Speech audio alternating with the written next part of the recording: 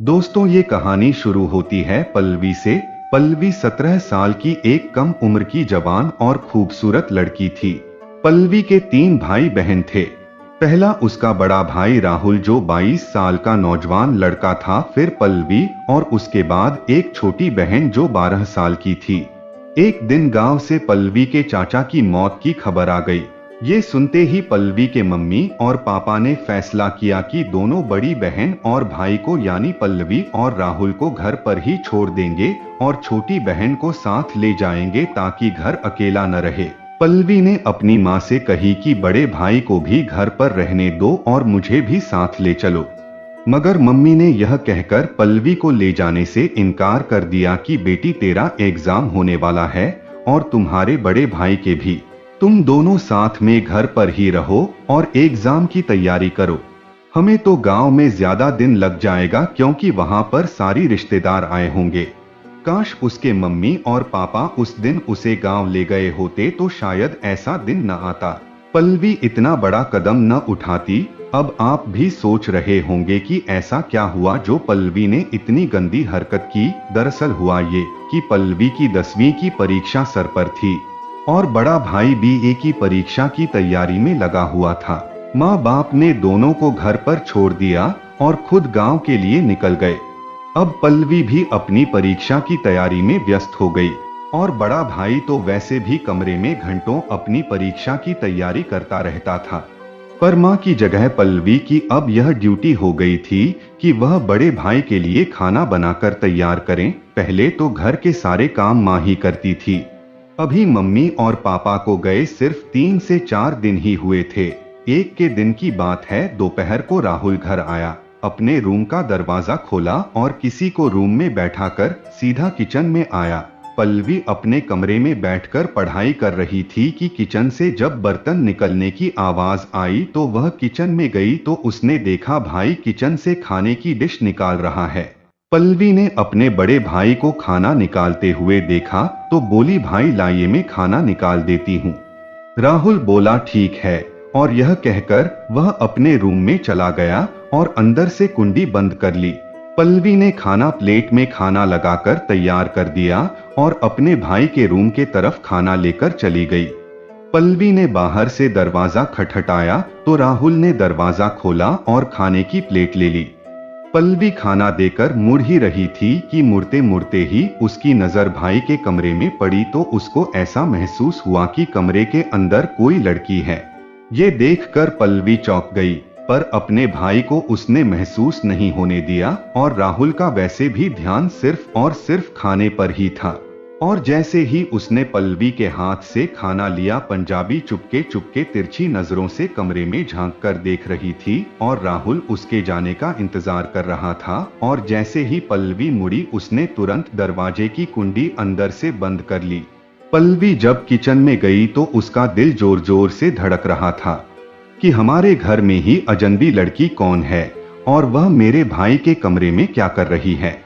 पल्लवी का किचन भाई के कमरे के बगल में ही था, पर थोड़ी देर में ही पल्लवी ने अपने आप को समझाया कि शायद मेरी नजरों का यह धोखा होगा, वहम होगा। ऐसा कैसे हो सकता है कि भाई के साथ रूम के कोई लड़की हो। पल्लवी पर पल्लवी जितना अपने दिमाग से बात को हटाने की कोशिश कर रही थी, उतना ही बात उसके दिमाग में घर बना रही थी। फिर पल्लवी ने सोच देखूं तो सही कि आखिर मामला क्या है।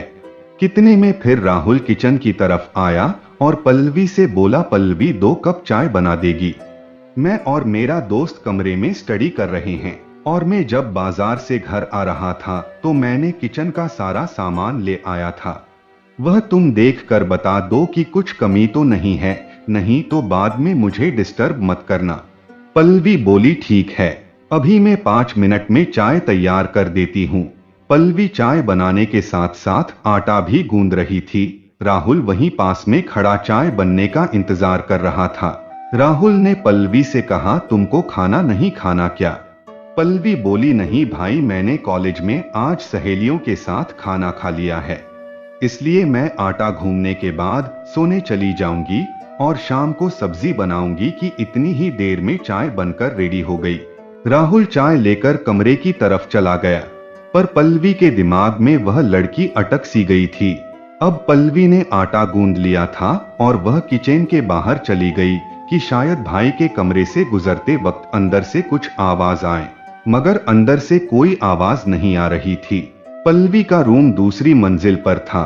पल्लवी अपने कमरे में जा रही थी कि अचानक उसकी हरकत बदलने लगी। दरअसल सीढ़ियों के बगल में ही उसके भाई के कमरे का जंगला था और पल्लवी को जब रहा नहीं गया तो उसने उस जंगले में से झांकने का फैसला किया। पल्लवी यह देखना चाहती थी कि क्या सच में भाई के रूम में कोई लड़की है या फिर उसका यह कोई वहम है। और जब पल्लवी ने सीढ़ियों पर चढ़कर जंगले में से अपने भाई के कमरे में झांका तो पल्लवी ने कुछ ऐसा देखा कि उसका दिलो दिमाग भाग से उड़ गया। कमरे के अंदर पल्लवी का भाई और वह लड़की ऐसी हालत में थी। पल्लवी ने दोनों को देखकर अपना आपा खो दिया। पल्लवी अभी 17 साल की ही थी और पल्लवी ने पहली बार औरत और मर्द का ऐसा रिश्ता अपनी आंखों से देखा था। कुछ देर ऐसा देखकर वह सुन पड़ गई और अपने कमरे में जाकर सो गई। कुछ घंटों बाद जोर आवाज होने लगी तो पल्लवी की आंख खुल गई। जब वह कमरे से बाहर आए तो उसने देखा वह आवाज नहीं बल्कि टेलीफोन की घंटी बज रही थी। पल्लवी नहीं उधर देखा और नींद में ही उसने फोन उठा लिया। पल्लवी फोन पर कुछ बोलती थी। उससे पहले उधर से एक लड़की की आवाज आई और लड़की कहने लगी, राहुल मुझे आपकी बहुत याद आ रही है। यह सुनते ही पल्लवी समझ गई कि यह वही लड़की है जो सुबह मेरे भाई के कमरे में थी और वह घर जाने के बाद उससे फोन पर बात करने की कोशिश में है। राहुल अपने कमरे में ही था और जब उसने फोन की घंटी सुनी तो दौड़ते हुए ऊपर आ गया। पल्लवी अपने भाई को ऊपर आता देख तुरंत उस लड़की का फोन काट कर सोने का नाटक करने लगती है। टेलीफोन पल्लवी के कमरे में ही था और जब राहुल पल्लवी के कमरे में पहुंचा तो उसने देखा फोन काटा हुआ है और पल्लवी सो रही है, पर पल्लवी सो नहीं रही थी, वह तो सोने का नाटक कर रही थी। राहुल ने तुरंत उस लड़की को फोन लगाया और फोन पर ही गंदी गंदी बातें करने लगा। दिन में वह हरकत और रात की ऐसी बातों ने पल्लवी को अब लड़की से औरत बनना शुरू होकर दिया था। अब रात का 1 बज चुका था। पल्लवी ने रात का खाना भी नहीं बनाया था। राहुल जब बात करके फोन से उठा तो उसने कहा, पल्लवी उठो, तुमने तो खाना भी नहीं बनाया है, कितना सोगी। तब पल्लवी एक्टिंग करते हुए करवट लेकर उठी और बोली, क्या टाइम हो रहा है भाई। उसने कहा, रात 1 बज रहा है, तुम तो घोड़े बेचकर सोई हो, खाना भी नहीं बनाया। अपने भाई की बात सुनकर पल्लवी ने एक्टिंग की है। 1 बज गया, मैं तो दोपहर में सोई थी, अपने मुझे जगाया ही नहीं। राहुल बोला, चलो उठो और जो तुम्हें खाना है वो खा लो, मैं बाहर सब्जी पराठा खाकर आया हूँ, सुबह मुझे यूनिवर्सिटी भी जाना है। और ये कहकर राहुल सोने चला गया और पल्लवी फिर से दिन का वह हादसा और रात की गंदी बातें सोचने लगी। पल्लवी के अंदर उसके जिस्म में हलचल हो रही थी। पल्लवी ने सब कुछ अपनी आंखों से देखा था और कानों से सुना था, पर इतनी कम उम्र की होने के बावजूद उसे कुछ यकीन नहीं हो रहा था। और अब पल्लवी धीरे धीरे गलत रास्ते पर चलने लगी थी। पल्लवी अब जज्बात के धारे में बहने लगी थी और अब उसके दिमाग में दिन रात वही बातें गूंजती रहती थी और वह दिन भर अपने भाई के बारे में सोचती रहती थी कि आखिर वह ऐसा करता ही क्यों है और ऐसा वो करता ही क्यों है। और दोस्तों, आप सभी लोग यह तो जानते ही होंगे कि लड़का हो या लड़की कम उम्र में बहक ही जाते हैं और यह एक ऐसी लत है कि अगर कम उम्र में लग जाए तो वह एक ऐसे जाल में फंस जाता है जो मौत आने तक नहीं छूटती। और इन्हीं सब सोच और बातों की वजह से पल्लवी ने वह काम कर डाले जो एक कम उम्र की मासूम लड़की कभी सोच भी नहीं सकती। और अब उसके भाई ने भी खूब फायदा उठाया और रोज वह घर खाली देखकर इस स्टडी के बहाने उस लड़की को रोज बुलाया करता था।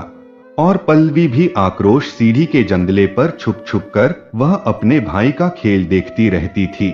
और लगातार ऐसा 6 दिन तक चलता रहा। 6 दिनों बाद पल्लवी के पापा वापस आ गए, क्योंकि पल्लवी के पापा की ड्यूटी जो थी। पल्लवी का भाई भी अब अपनी पढ़ाई में व्यस्त रहने लगा, पर पल्लवी का अब पढ़ाई से ध्यान धीरे धीरे हटता गया और उसकी जिंदगी बदलने लगी। दरअसल बात कुछ यह है, इंसान जो चीज देखता है उसे पाने की पूरी कोशिश करता है और यही चीज पल्लवी के साथ भी हो रही थी। पल्लवी की मम्मी गांव से नहीं आई थी। रोज सुबह पल्लवी का भाई कॉलेज और पापा ड्यूटी पर चले जाते थे और शाम को वापस आते थे।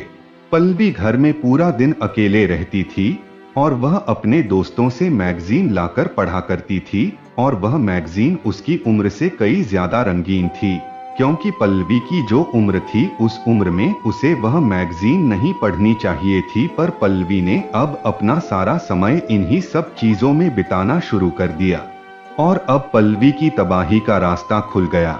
पल्लवी ने ऐसी ऐसी गंदी मैगजीन पढ़ी कि मैं आपसे बता नहीं सकता। पल्लवी अपनी उम्र से ज्यादा सेहतमंद और हसीन भी थी। पल्लवी को उसकी बढ़ती हुई उम्र ने भड़का डाला और नए नए रास्ते वह खोजने लगी जिससे वह अपनी सारी ख्वाहिशें पूरी कर सके। और फिर एक दिन पल्लवी को घर के छत से ही एक रास्ता मिल गया जिससे वह सारी ख्वाहिश पूरी कर सकती थी। पल्लवी ने बाहर के कई लड़कों को फंसाने की कोशिश की पर घर की इज्जत और समाज का डर सामने आया। पल्लवी जल्द से जल्द कुछ कर लेना चाहती थी, क्योंकि अगर मम्मी आ जाती तो वह दिन रात चौकीदार की तरह उसके पीछे पड़ी रहती और घर को चेक करना शुरू कर देती थी और कोई भी मां नहीं चाहेगी कि उसकी औलाद ऐसे गलत काम करे। एक दिन की बात है, पल्लवी कपड़े धोकर छत पर सुखाने गई।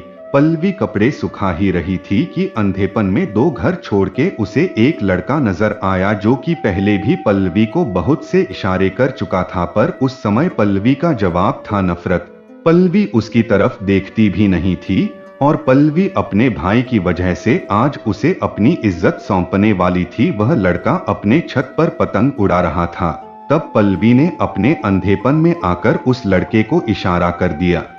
वह लड़का पल्लवी के इशारे को समझ चुका था और जैसे ही पल्लवी ने उसको इशारा किया और वो बंदरों की तरह छतों को लांघकर पल्लवी के पास आ गया। पल्लवी ने उसका हाथ पकड़ा और सीढ़ियों से उसे नीचे ले आई और बिना कुछ कहे ही उससे लिपट गई। पल्लवी कितना करने पर उसे लगा कि वह लड़का तो मौके की तलाश में होगा, पर हुआ उल्टा। उस लड़के ने पल्लवी के जज्बात को समझे बिना ही उसे आज अधूरा छोड़ दिया। पल्लवी अभी सिर्फ 17 साल की ही थी और वह लड़का राहुल का दोस्त भी था और जब उसने पल्लवी की ऐसी हरकत देखी तो उसने पल्लवी के मुंह पर 2 थप्पड़ जड़ दिए और वहां से पल्लवी को धमकी देकर चला गया कि अगर उसने आइंदा ऐसी हरकत की तो वो उसके भाई से उसकी सारी हरकतें बता देगा। पर उस लड़के की छोड़ने की वजह से पल्लवी अब भी मानी नहीं थी। आप यह कह सकते हैं कि मानो शेर के मुंह में खून लग गया हो और वह उसी खून से अपनी प्यास बुझाना चाहती थी। लड़के के जाने के बाद तुरंत ही राहुल घर आ गया। पल्लवी ऊपर कमरे में ही थी। वह कपड़े पहनकर तुरंत नीचे आई। तब राहुल ने पल्लवी से बोला, कुछ टाइम्स खाने को मिलेगा। पल्लवी बोली, नहीं भाई, मेरी तबीयत ठीक नहीं है, बाहर से ही कुछ ले आओ। और वो अच्छा कहता हुआ चलता बना। पल्लवी अब नहाने चली। नहाकर निकली तो अपने कमरे में जाकर फूट फूट कर रोने लगी। उसको कुछ समझ नहीं आ रहा था कि आखिर वह करे तो करे क्या, आखिर उसके शरीर में ऐसी हलचल हो क्यों रही है। यह सब होने के बाद राहुल बाजार से खाना खाकर वापस आ गया और उसने पल्लवी को आवाज लगाई। पल्लवी में जैसे अपने भाई की आवाज सुनी हो तुरंत गई और उससे लिपट गई। राहुल को कुछ समझ नहीं आ रहा था कि यह हो क्या रहा है और जब पल्लवी ने दरवाजे की कुंडी बंद करी तो राहुल समझ गया कि पल्लवी आखिर उससे चाहती क्या है और उस दिन दोनों ने अपनी हदें पार कर दी और पल्लवी ने ऐसी हरकत जी जिससे भाई बहन के पवित्र रिश्ते में दाग लग गया।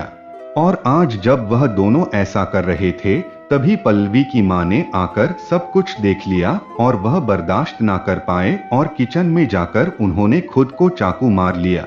और कुछ घंटों बाद ही जब पल्लवी के पिता ड्यूटी से लौटे तो अपनी पत्नी की ऐसी हालत देखकर वह रो पड़े। तब तक देर हो चुकी थी। घर पर पुलिस पल्लवी और उसके भाई को जेल में ले जाने के लिए पुलिस तैयार थी और जब पल्लवी के पिता को यह बात पता चली तो पुलिस के जाने के बाद उन्होंने भी जहर खाकर खुद को मौत के घाट उतार लिया।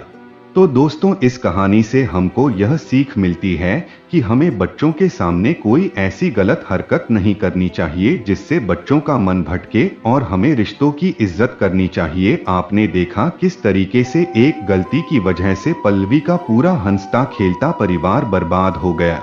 तो दोस्तों, आप लोगों को ये कहानी कैसी लगी है, कमेंट में जरूर बताइए। अगर अच्छी लगी होगी तो इसे लाइक करें और हमारे चैनल को सब्सक्राइब करें। धन्यवाद।